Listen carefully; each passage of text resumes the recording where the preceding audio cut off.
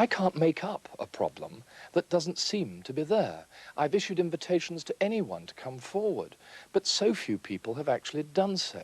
Now, you could investigate as to why. Now, as far as I'm concerned, it's because they don't have symptoms that can be put together as this form of desert storm syndrome. The guys who were sat here today went to the Gulf to fight a war. They all knew the possibility of them being killed was there, but none of them knew the possibility of them coming back with this illness was there. My symptoms since the Gulf War are severe short-term memory loss, which upsets me very much. Very high blood pressure, hair loss, weak bladder, pins and needles in the end of my left hand and my legs. I lived on the top floor. I used to run up there all the time. As soon as I come back, I noticed I wasn't running up there. I was looking at the stairs and thinking, you know, I'm too tired. I was taken to an army military hospital in London, where I was in a psychiatric unit for a week. I was told that I had been telling a lot of lies, there was nothing wrong with me, and under no circumstances was I staying in the Territorial Army. I was actually discharged from the Army 2 years ago, psychiatric problems for depression, suicide attempts, and just heightened anger. I've had weight loss, I've lost about 1.5 stone now. I go to the toilet at least 7 times a day. I've lost about 4.5 stone. I've been to my local GP, taking blood tests. He can't understand it, but it's bugging him as well as me. I had severe chest pains, couldn't walk to the end of the street without actually having to stop and hold my chest. I'd like, you know, the government to recognise it so we can get some help, because now we're starting to get deaths from this. Finally, the Department of Defense and the Department of Veterans Affairs has recognized that a lot of returning Persian Gulf veterans are experiencing unexplained medical problems. Some have called it the Persian Gulf Syndrome, some have called it the Gulf War sickness, some of them call it the mystery illness. Whatever they want to call it, the soldiers are sick, and there's no ready explanation for what is causing their medical problems. 40,000 American Gulf War veterans are registered sick. As British troops campaign to have symptoms investigated, evidence from the USA links Desert Storm with birth defects. The MOD denial of the illness leaves sufferers undiagnosed and untreated. In the USA, one doctor has successfully treated sick veterans. We take a British Gulf War sufferer to him for diagnosis and treatment, with dramatic results. The so-called clean war was fought under a barrage of toxic pollutants that now look likely to have caused damage to the immune and nervous systems. The unprecedented exposure to a cocktail of local bacteria, chemical warfare agents, unlicensed nerve tablets and pesticides leaves little mystery behind the illnesses. 3 years later, as families and veterans fight for answers, we ask, is the government refusal to hold an inquiry into Gulf War sickness an admission it has poisoned its own side?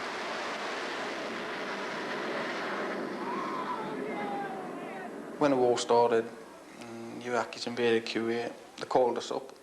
We were there, no problems. We were keen and eager to go.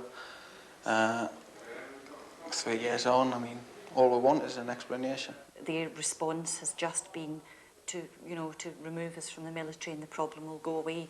I don't want any more children. I mean, I would have wanted more children if I could have had some answers. I was threatened by the uniformed personnel on my base and from command headquarters that if I opened my mouth to anybody about what was wrong with me, they would ensure that I never worked again as a doctor. Somebody in Whitehall must know this problem exists, and they're just denying it. And it makes me feel sick knowing this, that we're trying to get ourselves better. We want some answers, and they're not giving it to us. I joined up in January 1978, and I served in Germany, went to Northern Ireland, served in the Falklands. It's one big happy family, really, and I got a great satisfaction out of it. Well, before he went away, he was a totally different person. He had bags of energy. He'd be able to go out, he'd play football, we'd be able to go shopping, he'd walk miles. He came back and he's slowly gone downhill. He's had chest infections, skin rashes, His spine's played up, and as the months went on, I just noticed his heightened aggression. One night he actually tried to strangle me in bed. I've got short-term memory loss. My memory's not all that good anymore. Sometimes I forget my wife's name. I get crippling stomach pains. I'm constantly going to the toilet with diarrhoea. And I've got a lump on the side of my body, which is like a tennis ball. I went sick while I was in the army, and I explained, I said I was getting a bit worried about it, and the doctor said it's normal, it's just puppy fat. What I would like is something to be done about it. I mean, it's getting bigger all the time. People keep writing in the BMJ, British Medical Journal, saying that the illnesses don't exist, and the local GPs read this and they just totally ignore you. They delivered her onto me, and then they straight away took her away before I could see her. And they said to me, oh, she's got something wrong with her ears. There's pieces missing. So I said, oh, that doesn't matter. But it wasn't pieces missing. She actually hadn't got any proper ears. She's just got pieces of skin, and she's got no ear canals. From the military system, it's been very poor. We've not been given any help at all. We weren't given any answers. We weren't told, you know, it was or it wasn't. We haven't been able to find out any reasons. When I asked to take her out of the military system, they weren't happy at all. They said no, I couldn't do that. But I told my husband to go away because he was the military connection, and I told the doctor that I wasn't in the army, nor was my baby, and I left for England. Recently, the geneticists have not helped us at all. They've basically said that, as far as we're concerned, that, you know, the military side of it didn't cause any of Heather's problems. We've not been given any reasons why or why not. There've not been any testing as such. My husband had told them about he'd been in the Gulf, and anything he'd been given there, he didn't know if it would affect it. We didn't know, you know. We wasn't saying that was it, but we just wanted it to be ruled out. They said they'd contacted the MOD, and they'd been told they couldn't have any information regarding that. So, as far as they were concerned, it wasn't involved, and that was it. The Allens now feel able to pursue their case. Paul has left the army. There are many other reports from soldiers of birth defects after the Gulf War, but the official denials make it impossible to convince geneticists that research is needed on the Gulf War link. In one unit from Mississippi, 13 out of 16 babies born to Gulf War veterans had birth defects. I don't know if it was gases or whatever. I think it was something in the air, or maybe something that, you know, they gave them. But whatever it is, it's inside of him. And I don't know if they can, you know, I don't know if he's going to ever, you know, get well from this. And I'm just not going to chance having another baby. No way. Our husbands were in the same unit, and each one of us has a sick child, and it's just not like a summer cold these kids have. It's constant. Really makes you scared. You think about any babies in the future, you know, and we just want to be heard. In the US, the political strength of veterans groups forced senators to hold hearings to investigate Gulf War sickness. The Freedom of Information Act there has helped veterans in gaining evidence to build their case. I feel as though that we are young people trapped in the body of elderly people. I'm very upset at the possibility of my son's condition being related to both my husband and my service in Operation Desert Shield, Desert Storm. I feel it is the obligation of our United States government to investigate these claims and release all pertinent information to the veterans and the parents. These people are fighting battles daily, and the sad part about it is there's casualties. There's probably more casualties now than when that war was actually being fought. And, you know, not only the men and women are dying, but these children are dying. This young woman has turned around and just wouldn't take no for an answer, which is exactly what needed to be done. But we're really, in a lot of ways, we're late in doing what needs to be done, simply because a lot of the facts are going to be gone. From the very beginning, the American Legion has asked for a complete epidemiological study of all those veterans that were involved in the Persian Gulf to try to isolate what is causing the medical conditions. Currently, there are 32 independent studies going on. Also, the House of Representatives has passed a piece of legislation which would put into law the fact that Persian Gulf veterans could be compensated without a diagnosis. In Britain, diagnosis remains crucial. While the MOD maintain there is no scientific or medical evidence to suggest anyone is suffering from Gulf War sickness, service charities like the Army Benevolent Fund, SAFA and the Royal British Legion can continue to turn down applications. A support fund set up with public money in the wake of the war, the Gulf Trust, has been disbanded and more than £3 million has been absorbed into those same service charities. I had to drop out of an ICFT, which is an infantry combat fitness test, because I was out of breath and I just couldn't go any further. I reported to the medical centre, and there was about 6 or 7 guys, exactly in the same position as I was. And the doctor seen me straight away, and we'll just give him some nasal drops and say, no, you've just got a blocked up nose now. I've got a kidney infection, chest problems, breathing problems, but I think the main problem is a skin problem. Just like spots all over your back and your lower body. And the doctor had a look at us, and he did say that it's a form of acne. When I returned from the Gulf, it was about 10 months afterwards. We actually went to Canada, and I had the problem of vomiting in Canada, and I was actually sent off the exercise we were doing because it comes that bad. I was bringing up blood, everything. I couldn't eat nothing, I couldn't drink nothing, everything I'd done. I ended up being sick, and it was all put down to off the doctors. They says it was a volcanic dust which caused an infection. We were being on the prairies of Canada, but this was the same symptoms which I had been suffering prior. And then my legs, I started getting pain in my legs, and feeling very aggressive and bad temper, I had headaches. I was sweating, I couldn't really move fast. If I moved fast, I wanted to be sick or burst out into sweat. I lost my eyesight, which I've regained some of it, but not all of it. I have pains in my legs, as if I've got pins and needles from my waist down. Aching joints, my back. I get pains in my back. And if I bang myself, I get scars all over my legs. There's no explanation whatsoever, no tests done or anything.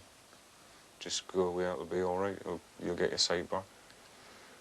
Since that period of time now, I've had 7 pairs of spectacles. I was a practicing physical training instructor. I went on a promotions course and I failed a basic fitness test. So after that, I decided to terminate my service because I couldn't keep up physically. I was physically ruined. The illness has occurred in units based throughout the country. In Newcastle, Eddie wrote to his local paper to see if there were any other sick soldiers in the region. A number of people contacted him, and they've been building a local campaign, advertising in the free papers and organising meetings at their homes. And try and get the government to open their eyes, and basically until they do open their eyes, we're not going to stop recruiting. I know from experience working in medical centres, a lot of people medically downgraded. They're on light duties, which means to a civilian they're on the sick. To be an infantry soldier is the most demanding job in the British Army, and they're only young lads who are embarrassed to the fact they've got problems wrong with them and are too frightened to go with these problems. The soldiers who've been discharged are prepared to talk, but of course any soldier who's still serving then suffers a great difficulty because he knows that under the various cuts that if he complains to the government or he complains to an opposition spokesman, he may be the next person to be given his cards. In the last year, David Clark has consistently raised questions in Parliament to force the issue onto the political agenda. The effect of depleted uranium. Now, all I say is that I don't think you've had a fair hearing. I don't think people have listened to you. There's a lot of evidence there, but what I believe is necessary is an inquiry in Britain along the lines of the American inquiry. One of the difficulties has been getting hold of the evidence because the Ministry of Defence put up the shutters and say, well, you really oughtn't to know about this because it's a military secret. And I think it's wrong that they obsessively hide behind secrecy. Of course I realise that the defence of the realm, protection against our enemies is vital, but you mustn't use that when you're actually talking about the rights of individuals? There's no doubt that you just can't fight this sort of establishment on your own. They are much too powerful. They think they are all powerful. They certainly adopt that attitude, and at the first available opportunity they slap you down and they keep you there. Vivian Lane trained as a doctor in the RAF and until 1991 had a successful career. Her interest in sport, competing internationally, won her a scholarship to study sports medicine outside the Air Force. She was working as a civilian GP at RAF Stafford during the Gulf War. There were about 6 people who came back with all non-specific type illnesses. Naturally, because they were poorly, I investigated them in the usual fashion of a GP, blood tests, urine samples, etc. Nothing turned up that was anything remarkable or could specifically identify anything in particular. And what happened to them? Were they sent off to other places to be investigated? No, not at all. If they had recovered sufficiently enough to return to their duties, they were ordered to go back by the uniformed personnel and very often countermanded my medical opinion. And the others, I can't tell you, because at that point in time I became ill myself, so I didn't have the opportunity to follow them through. One of the airmen who returned from the Gulf was so ill that Vivian remained with him on a 24-hour basis after he was refused admission to a local hospital. Well, I suddenly collapsed and I just had uncontrollable diarrhoea and vomiting and dreadfully breathless. I really thought I was going to die. I felt so ill. They took me into the medical centre. I do remember that I was in excruciating chest pain and really feeling absolutely dreadful. And they dialed 3 9s and took me to the nearest hospital, where I then understand that I went in through casualty and ended up in intensive care, and they sent for my parents. Why do you think they sent for your parents? Because they didn't think I was going to make it, basically. I can't work because I never know how I'm going to be from day to day. One day I can feel reasonably well compared to previous days, and some days I just don't know how to get out the bed. I still get quite frequent but intermittent severe chest pain, and I keep breaking out in all these sores. I've been covered in them, all my mouth, inside my mouth, up my nose, on the rest of my body, in my genitalia, and they come up like in my mouth and in my genitalia like huge ulcers. Since Vivian became sick, she's had no help from the military, despite the fact that she contracted her illness while on duty at the RAF base. She believes she caught it from the returning airmen, or from illegally imported dead wild cats sent back from the Gulf. Some of those who handled the cats were reporting flu-like symptoms. I was threatened by the uniformed personnel on my base and from command headquarters that if I opened my mouth to anybody about what was wrong with me, they would ensure that I never worked again as a doctor. Another time I picked up the phone and I was told, don't you dare breathe a word to anybody about what has been happening on the base. And I said, who's speaking? Who is this? You don't need to know. Just keep your mouth shut. I am prepared to stand up now and be counted because I know that I'm not totally alone. But at the same token, with all the threats that I've received, basically to keep my mouth shut and not breathe a word to anybody, makes me think even more now that they're hiding something and they won't admit it. Well, why not? What are they hiding? What are they frightened of? They've sure as hell frightened the life out of me. The British forces pride themselves on their mental and physical standards. But however fit they are, some troops have a stress reaction to warfare. This is classified as post-traumatic stress disorder, a recognised psychiatric condition. If I go for a medical and it's a military doctor, I say it's not our problem. There's something matter in yourself. You've always been like this, it's always you. That's what they'll say. They'll say, no, you're just jumping on the bandwagon. That's what they'll say. I know what army doctors are like. When he returned from the Gulf, Robert was suffering from suicidal depression. He was told to decide if he wanted to stay in the army.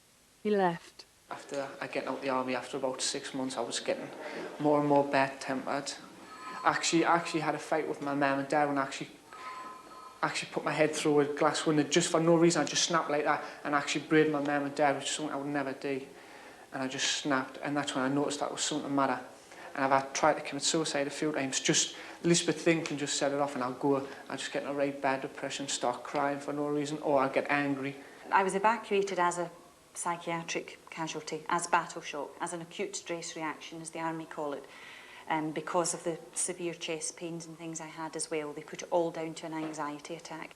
And I would put down a lot of it to, to the fact that I was very nervous. I was very upset at the feeling of having the respirator on when I was feeling so sick. But it was afterwards I thought that there had to be more to it than that. And I thought there must have been something else wrong with me to cause such an extreme reaction. Research into illnesses suffered by farmers using sheep dip has shown that exposure to organophosphates can cause damage to the nervous system. Many symptoms experienced by Gulf War sufferers are similar to those reported by farmers using sheep dip. There is considerable reluctance amongst psychiatrists and other physicians to recognise psychiatric disorder in association with organophosphates. But I have a number of patients now who I feel certain have suffered long-term disorder following major exposure events. For the most part, the patients I see show symptoms of anxiety and indeed panic attacks. Others present with explosive outbursts of rage. I think the personality changes was the worst one. There was a lot of things that I've thought afterwards. I thought, why did I do this? I caused a lot of problems to my family. My family have been through a lot as a result of this. It did cause a family breakup. I think we need a very comprehensive and widespread education of the medical body about these illnesses, diseases, which relates to toxic substances. The area of the nervous system which is most affected by exposure to certain toxic substances cannot be measured by conventional methods. Using pioneering techniques, Dr. Jamal has shown that exposure to chemicals can have a measurable physical effect. In these cases, in these suspected cases, you have really to apply a very comprehensive, complementary set of investigations of the peripheral nerve to be able to diagnose every single case. The troops were bombarded with toxics in the desert.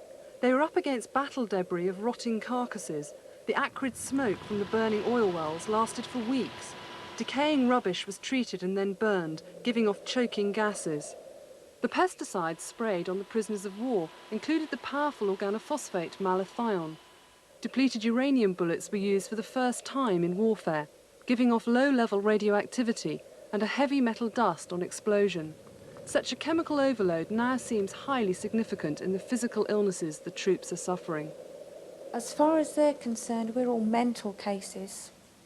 Unfortunately, because they have adopted that stance, then a lot of the hospitals have obviously not got any clout to go further. One doctor in the US has had some success in treating Gulf War sufferers. 8 soldiers, 4 wives and 2 children have been helped by his treatment, based on 30 years' research into the bacteria present in urine. They had an indigenous strain of an otherwise common bacterium, not really known to the immune system of the troops that went over there. We took Dr. Lane to Dr. Hyman to see if he was able to diagnose and treat her illness.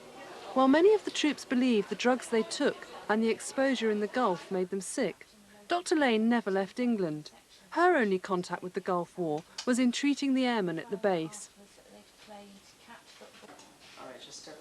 Before she came, she sent 2 specimens of urine, which are very much the same thing.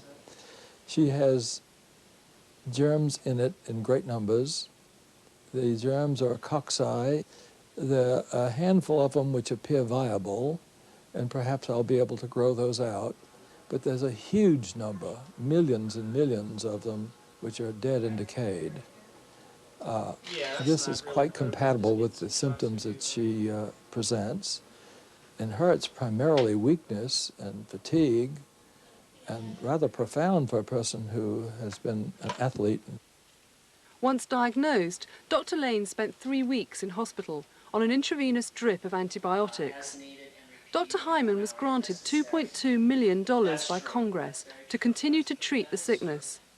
Many sufferers are anxious to have the treatment, but until the funding goes through, his hands are tied. She probably had an exposure comparable to the families of the returning veterans here. And of course, the thing that bothers me is that we're closing in on 4 years after the exposure, and many of the lesions are becoming irreversible. That as you let this disease progress, some will stabilize and do pretty well. Others will have progressive disease with permanent damage. And what starts out as an inflammatory process, let's say in the lung, which temporarily blocks the oxygen transfer, a year later, scar tissue which permanently blocks the oxygen transfer. And we're almost finished 4 years. And I think that's wrong. I know that when I was discharged, a veteran was an honored person. And now I'm beginning to think they're discards like used beer cans.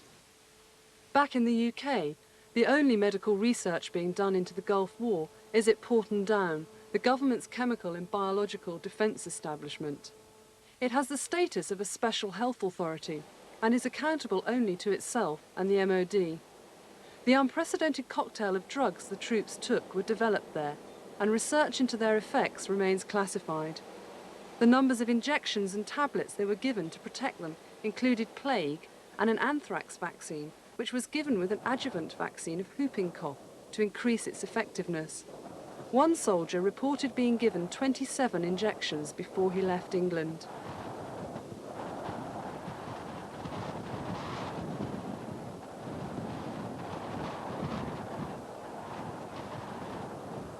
Last year, we interviewed Robert Lake, who had collapsed and stopped breathing after being given the anthrax vaccine. He is now so sick that his parents take care of him. He is one of a group of soldiers currently suing the Ministry of Defence. At the moment, I'm failing quite quickly. I'm eating, at the moment, 300 calories a day, and that will not get me through the next 6 months. I need some help. I need to get back on there. I need some form of funding by them so I can get back onto this treatment, so I can get my weight back up and get myself walking again properly and get some muscle put back on my body and some health, some form of healthy life formed again. I mean, a court case will be fine. I mean, that can take 2 or 3 years to come through, but if I carry on the way I'm going now, I won't be here for that. Prior to having this adjuvant vaccine, he was perfectly okay, and within 2 or 3 minutes of having the vaccine, he was lying down on the floor, unable to breathe. And from that moment in time, he was ill. Other people have gone to MOD on my behalf, and they refused to comment about my case at all. And from the diagnosis I had from Dr. Mansfield, plus what I've found since then, I believe the combination of pyrrolidine bromide and the vaccinations has caused a severe reaction in my body. Clear codes of practice exist when administering vaccines and drugs. The Ministry of Defence contravene these codes. The legal basis is that they're supposed to be told. They can be told as a group, and questions can be answered. But basically, you have to look at the individual's medical records and say, is there anything in this person's medical records which would make me not want to give this person the drugs, or this cocktail of drugs that I'm going to give them. And you would also give them sufficient information so that they would understand the risk that they were running by subjecting themselves, by dropping their drawers and bending over and taking the cocktail of drugs. They have to understand what risk it is they run. We had no choice whatsoever. We were ordered to. They said, either have the injection or face the consequences. If we had had a choice, I wasn't aware of having a choice. You didn't have to give signed permission. You were taken up in platoons and you were all injected. There was never any issue as to whether you want to be or not. So we used to queue up and get injections all over the place. What's that, like basically a pincushion? I mean, whooping cough. I couldn't understand why. We weren't explained why we were having a whooping cough, bubonic plague, anthrax, naps. We were given all these, but we weren't told exactly why or what sort of things. If we didn't have them taken, what would happen to us? We just got told nothing. Just report you, you're getting an injection. The Ministry of Defence maintained that all the soldiers gave their informed consent before agreeing to be injected. Every drug sold on the open market is issued with a product licence from the Medicines Control Agency. During the Gulf War, the MOD used unlicensed drugs on its troops. The nerve tablets and the plague vaccine should only have been used on a named patient-doctor basis.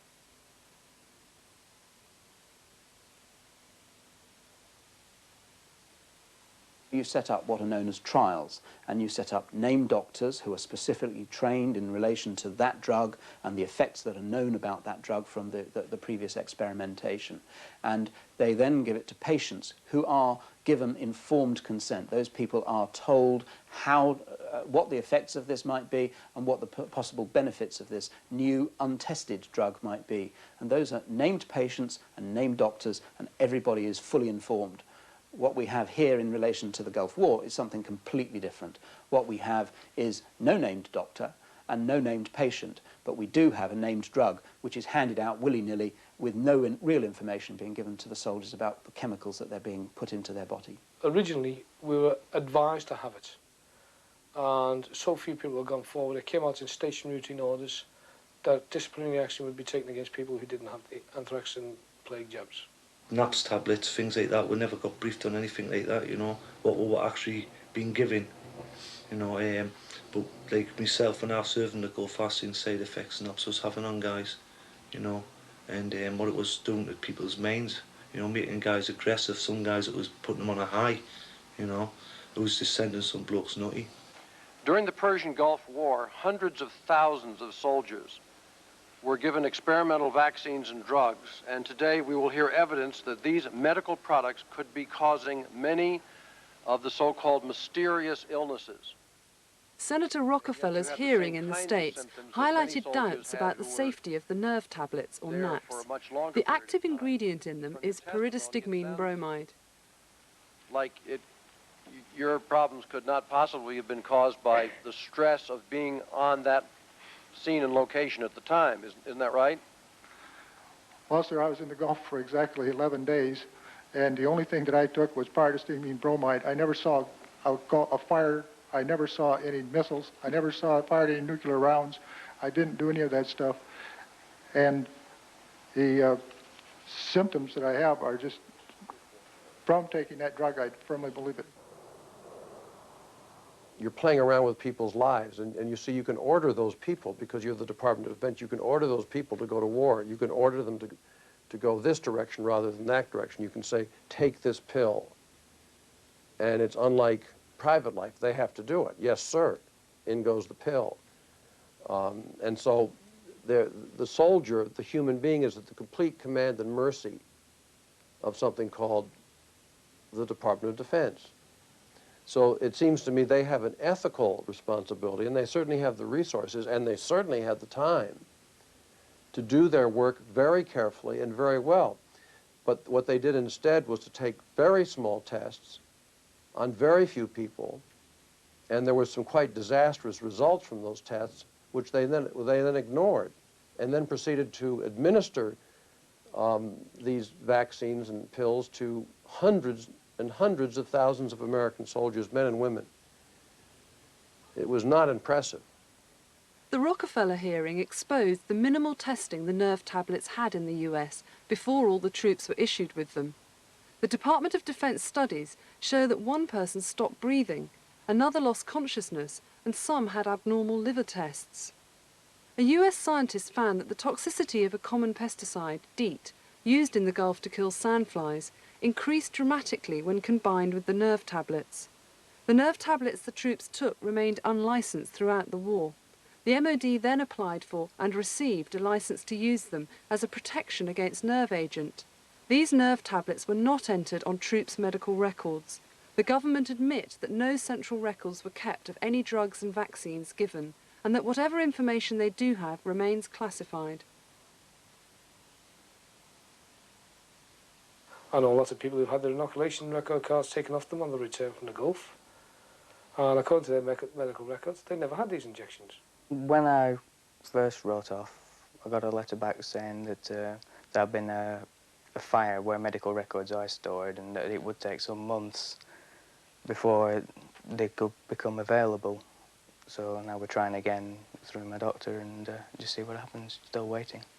All inquiries have to be taken through the MOD in London, and to date my solicitor has sent a third reminder to the MOD asking for medical details, and he hasn't received a reply to it at all. Mark Stevens has experience of the MOD withholding vital evidence. He took them on over the friendly fire incident, where US pilots mistakenly killed British troops. He won the case. The problem we have is created as a defect of British law. The information which will enable these soldiers to successfully pursue their claims is all in the hands of the MOD, and is at the moment being treated as an official secret. And so until that information comes out, they are effectively barred from taking any effective claim. But of course in the future we're going to see information wash across the Atlantic from the cases which are very much further advanced over there. And we're going to see cases brought here based on that knowledge, and then the doors of the Ministry of Defence are going to be flung open wide. In Washington, a press release from the Czech Ministry of Defence confirming readings of the deadly nerve agent sarin contradicted the Allies' position that nerve agents were never used. On more than 3 or 4 occasions, the Czechs detected live agent chemicals, which was unusual in that area. And of course, what we were concerned with after that is what was the source of the chemicals? Where did they come from? Did they come from the bombings that we did, and the British did with us, and the French, of the storage facilities that Saddam Hussein had? Or were they chemicals in the area that maybe some of our troops had? That question has not really been resolved. On the 20th of January, I was on night shift with a team of 11 people when a Scud was intercepted overhead at Dhahran by a Patriot. The warhead landed on Dhahran airfield, and within seconds, every can and every NIAD within the local area was blasting off. One of the lads went forward and carried out what we call a residual vapour detector test. It's a small puffer bottle with a detector disc on it. It turned out positive, so he gave the alarm. People then got into NBC kit, and 2 further RVDs were carried out. Both came out positive. On January the 20th, we were all asleep. It was early in the morning, and there was a huge explosion took place over the camp. And it woke everybody up. And immediately the alarm went off, and they announced over the PA system to go to Mach 4, which is full chemical gear. And when I got to the bunker, my skin was on fire. About 2:30 in the morning on the 20th, no warning whatsoever, there was 2 enormous bangs above our head, and there was just sheer panic. There were soldiers running all over the place, and then there was an RMP major, or an RCT mover, came along with a handheld calm and said, stay under cover. Do not get your NBC kit off yet. It says, we have been hit by a chemical agent. The West knew the potential for a chemical and biological attack from Saddam Hussein. They had sold most of the chemical precursors and biotoxins to Iraq in the first place. The MOD deny that the UK forces were exposed to any chemical attack and claim that their chemical detection equipment was registering false alarms. They put us into NBC Black, which is full alert, for 20 minutes. Told us the NIADs and cams had only gone off because aircraft were taken off and it was unburned fuel.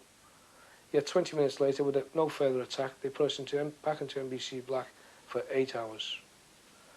At no time did any aircraft taken off with unburned fuel set off the cams or the NIADs either before or after our incident. In addition to going to visit the Czech Republic and meeting with us, I visit the United Kingdom along with members of my staff on the Armed Services Committee, and we met with the proper British authorities. And of course, the British authorities denied any exposure of the British troops. I believe it was over 40,000 troops there from the UK, that they had been exposed to any chemicals. Since Terry Walker has been investigating his case, he has regularly had his post opened. When his affidavit on the Scud attack was returned to him, 5 pages had been removed. They sent me a copy and they said sign it and return it, so I signed the copy and I returned it the same day, and a week or 2 later I received a draft copy of my statement, but when I did actually receive it, the envelope had been opened. As you go down the page, it goes on to the night of the 20th of January, when we had a missile attack at Al Jabal at the docks. And if you turn over from page 4 to page 5, it's missing. And it's all the details about the 20th of January. I haven't been able to eat. I mean, I eat, but as soon as I eat, I have the diarrhea. I mean, 10 minutes after I eat, I'm gone to the bathroom. I've had a lot of back problems that I haven't had before. When I brush my teeth, my gums bleed, which never happened before. Bill Dalton bagged up bodies during the war. He put his Gulf War photographs on video. Same with this. The face is all blisters.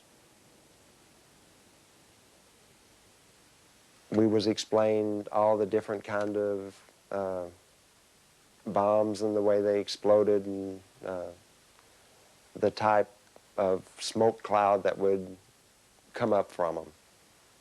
And some that's on the tape is, they're the mushroom, which indicates chemicals. And we were close enough to those where it would have effect on us if they were chemicals. We were told we'd handle contaminated remains. And me and another person in the section questioned as to what they would be contaminated with. We were told mustard gas and nerve agent gas. And we did do mass burials for Iraqis, and we were told that they were contaminated.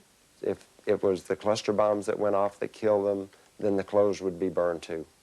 If it was the propane bombs, the clothing would be burned also. But this is just pictures of the flesh burned or blistered, and the clothing isn't hurt, not burned, anything. So that's evidence that there's some kind of chemical there. You can see that the bodies were burned, but the clothes weren't. You can see blisters on them, so you can only assume that that's a chemical, especially blisters, especially burns. You know, so we questioned that, and we were told not to discuss it with any other people, that they were contaminated, and it was left at that. When these were going off, it was usually in the major battles, and it could have come from either side. But a lot of people that I worked with that went to the docks and unloaded vehicles and stuff like that said that there was chemicals on the trucks that they unloaded. They put me on bed rest for 2 weeks for chest pains and dizziness, and they blamed it on fatigue, but I don't believe that was the chest pains because our alarms went off. My section sergeant really was scared. I told him, I said, my nose was running, I had a headache, my muscles were twitching, Gibson's muscles were twitching, and I had chest pains. They called the air vac, the medevac, and shipped me out. And that's when they all went to MOP level 4, and they said, oh, it's just, you know, fatigue. She's just stressed out. She's exhausted. Selena Nelson is still extremely sick. She needs intense medical care, and her future remains uncertain.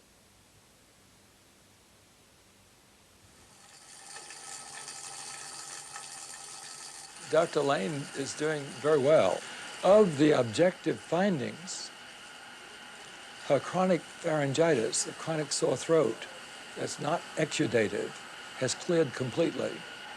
Her skin lesions have cleared. Laboratory-wise, she's had a dramatic recovery. It's been my experience that that is almost always followed by clinical improvement. You're a hard taskmaster. If the peripheral nerves are damaged, there's no guarantee that you'll ever be able to do anything. But I'm willing to try.